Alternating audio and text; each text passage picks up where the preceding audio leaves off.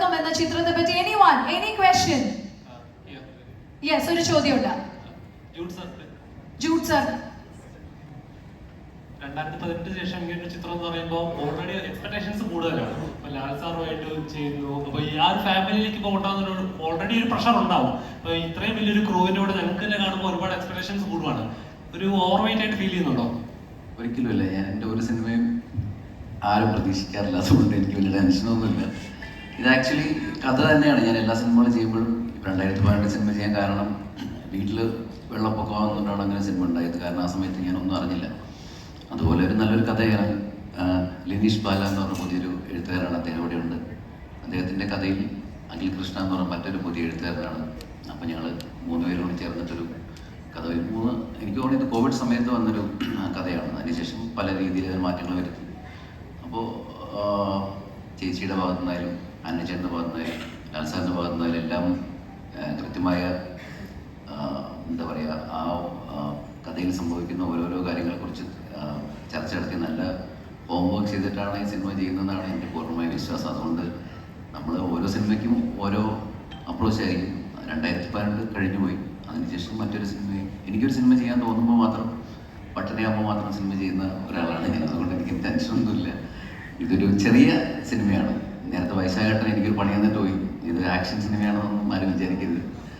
ഇതിലൊരു ആക്ഷൻ ഉണ്ട്, പക്ഷെ ഒരു ആക്ഷൻ സിനിമയൊന്നുമല്ല. ഇതൊരു സാധാരണ കുടുംബ ചിത്രമാണ്. നമ്മുടെ വീടുകളിലൊക്കെ സംഭവിക്കുന്ന ഒരു കഥയാണ്. അതേ ഉള്ളൂ.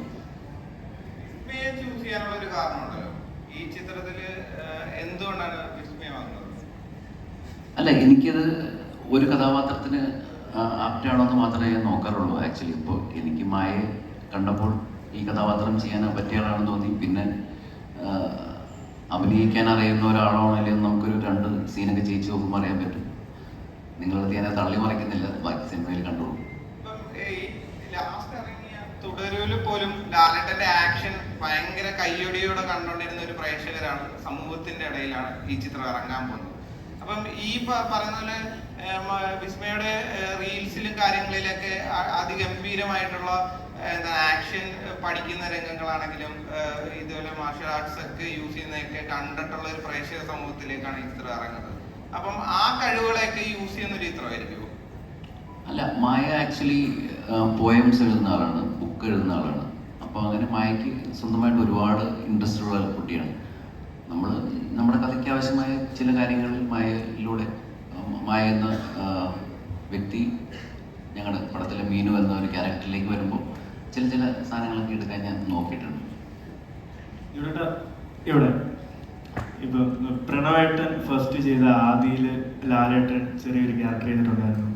അപ്പം ഈ ഒരു സിനിമയിലും ലാലേട്ടൻ അങ്ങനെ ക്യാരക്ടർ ചെയ്യാൻ വലിയ ബുദ്ധിമുട്ടൊന്നും ഉണ്ടാകത്തില്ലെന്നാണ് വിശ്വസിക്കുന്നത്. അപ്പം അങ്ങനെ എന്തെങ്കിലും പ്ലാൻ ചെയ്തിട്ടുണ്ടോ? ഞാനത് ഒരു ചെറിയ കുടുംബചിത്രം എന്ന് പറയാൻ കാരണം എന്ന് പറഞ്ഞാൽ എല്ലാവരും പ്രതീക്ഷിക്കുന്നത് അതായതുകൊണ്ടാണ്. ഞാൻ ലാലേട്ടനോടൊരു റിക്വസ്റ്റ് പോലെ ഇങ്ങനെ ഇടയ്ക്കിടയ്ക്ക് പറയുന്നുണ്ട്. ചിലപ്പോൾ എന്തെങ്കിലും ഒരു മിന്നായം പോലെ കണ്ടേക്കാം സിനിമയിൽ. അത്രേ ഉള്ളൂ.